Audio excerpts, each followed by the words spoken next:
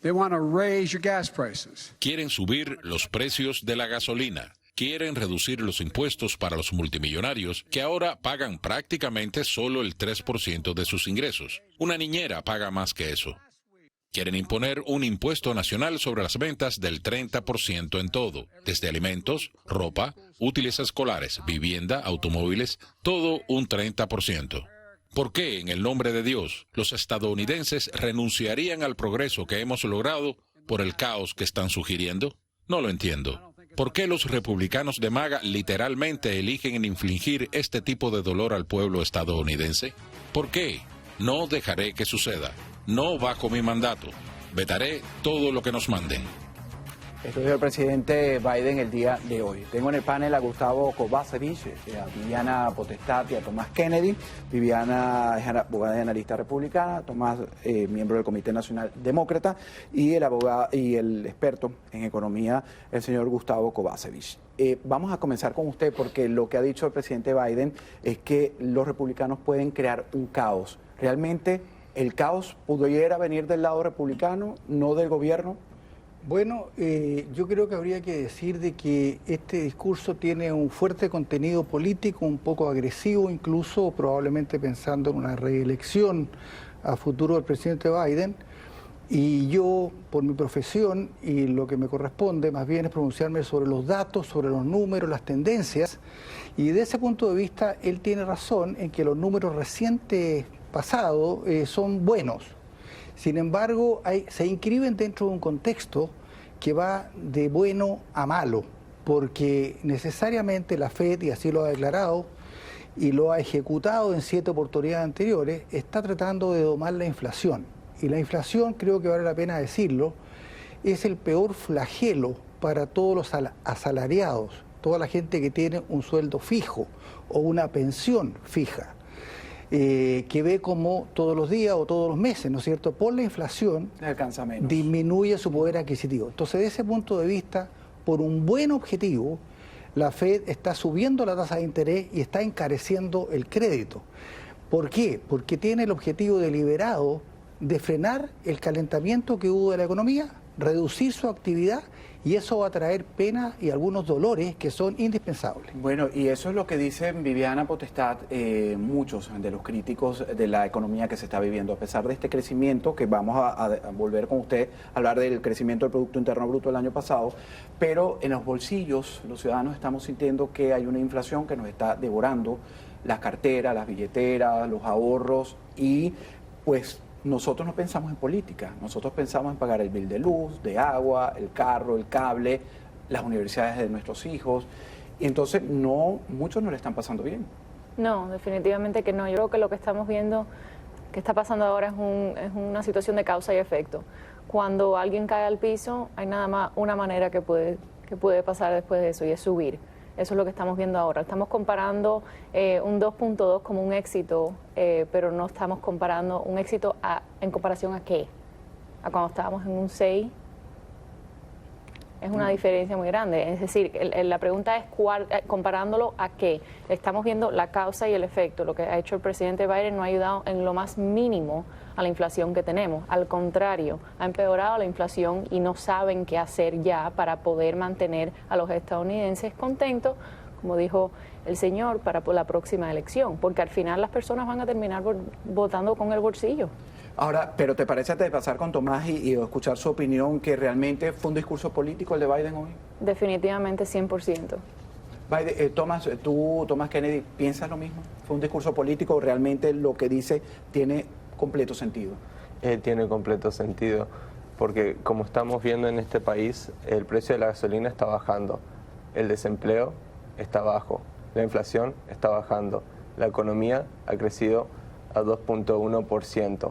Han incrementado los trabajos de fábricas en este país.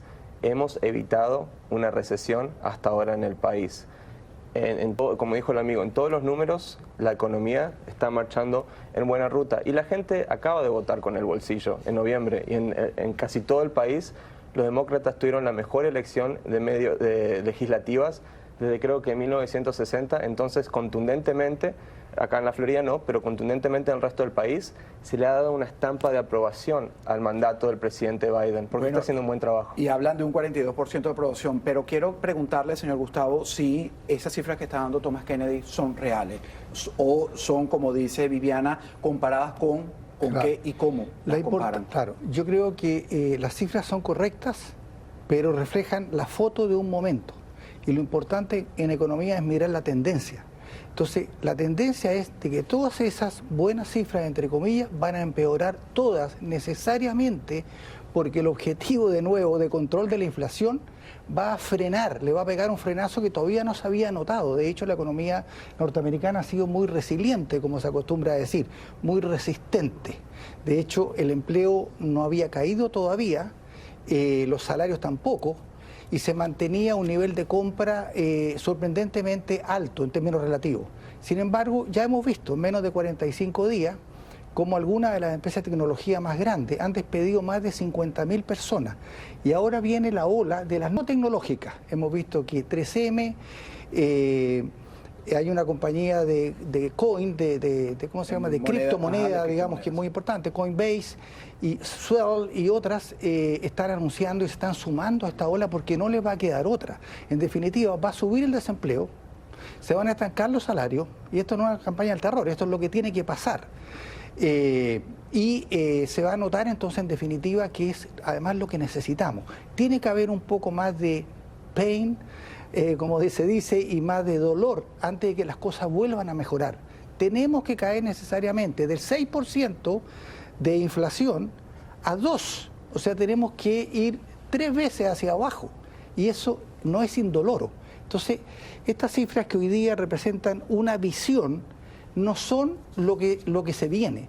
De hecho, Bank of America y otras grandes empresas financieras están pronosticando que esto puede ser tan malo en un escenario como llegar a 6 millones de desempleados por estas medidas, que fue lo que ocurrió en la crisis del año 2007, 8 y 9. Es decir, que no es un panorama nada alentador. Viviana, fíjate, ese dolor del que habla el experto en economía puede revertir lo que ya hablaba Tomás, de que según lo que se lee de las elecciones de medio término, pero bajo unas presidenciales, ¿ese dolor pudiera realmente llevar al votante a decir, escojo esto y no aquello? Definitivamente. Para hablar sobre los números que estaba diciendo Tomás, la única razón por la la gasolina está más barata no es orgánicamente, es porque hemos quitado las reservas, más de la mitad de lo que tenemos. Así que si el día de mañana los Estados Unidos o el mundo entra en una crisis global, no vamos a tener con qué respaldarnos nosotros. Si hubieran empezado a producir como se debe hacer un gobierno, hubiera sido una economía orgánica, una transformación orgánica. La gasolina hubiera bajado orgánicamente, no quitando gasolina de la reserva de nosotros por tal de lucir bien. Los empleos, claro que van a subir, si mayor parte de la gente estaba desempleada durante COVID. Y ahora más, cuando un cartón de huevo vale entre 8 y 10 dólares. Una persona con un trabajo no puede pagar ese cartón de huevo. Así que sí, todo está más bajo, pero porque se han hecho cosas que no son orgánicamente y eso le va a venir para atrás al gobierno y vamos a ver cómo van las elecciones presidenciales. Orgánicamente en este minuto y la última intervención en este segmento, Biden realmente va, con todo esto que analiza Viviana, a poder, si se lanza para la reelección, ser nuevamente presidente en 2024? Obviamente, y quiero decir, me parece muy chistoso que los republicanos pasaron todo el año pasado diciendo que el precio de la gasolina estaba alto por la culpa del presidente Biden, pero cuando bajó el precio de la gasolina por acciones del Partido Demócrata, no es la culpa del presidente Biden, ahí pasa orgánicamente.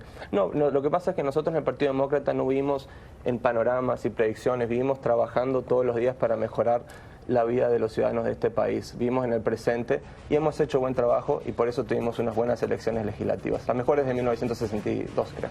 Muchísimas gracias. Le agradezco que lo despido en este segmento al señor Gustavo Kovacevic, el experto en economía, por este análisis que nos ha permitido. Con ustedes continuamos en la próxima parte.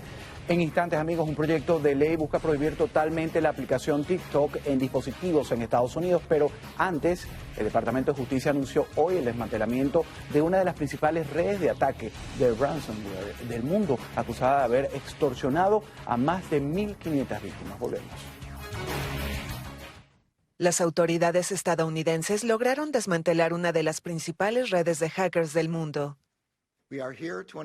Estamos aquí para anunciar que anoche el Departamento de Justicia desmanteló una red internacional de ransomware responsable de extorsionar e intentar extorsionar cientos de millones de dólares de víctimas en los Estados Unidos y en todo el mundo. Conocido como el grupo de ransomware Hive, esta red apuntó a más de 1.500 víctimas en todo el mundo desde junio de 2021. Los servidores del grupo fueron incautados y la policía tomó el control de su sitio en la llamada Dark Web, una parte de Internet a la que no acceden los navegadores convencionales. Según el FBI, la operación se realizó en coordinación con las fuerzas policiales de Alemania y Países Bajos, así como Europol. Los afiliados de Hive Ransomware emplearon un modelo de doble extorsión. Primero se infiltraron en el sistema de la víctima y robaron datos confidenciales. Luego los aliados implementaron software malicioso encriptando el sistema de la víctima dejándolo inutilizable.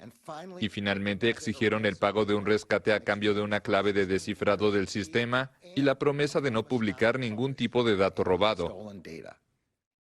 Las autoridades ayudaron a unas 300 víctimas desde julio del año pasado, evitando el pago de hasta $130 millones en rescates de información. La investigación aún está en curso y las autoridades no informaron quién está detrás de Hive ni si hubo algún arresto relacionado. El programa Deuda Cero ha ayudado a miles de familias a solucionar el problema de sus deudas, negociando y rehabilitando el crédito en los más de 12 años de actividad. Luis Peláez, buenas noches. ¿Puedes describir las ventajas del programa Deuda Cero a nuestra audiencia? Claro que sí. Mira, la primera es la tranquilidad que le transmitimos a nuestros clientes en el manejo de todo el tema, desde la privacidad y confidencialidad hasta la adaptación del programa a las necesidades precisas de cada persona.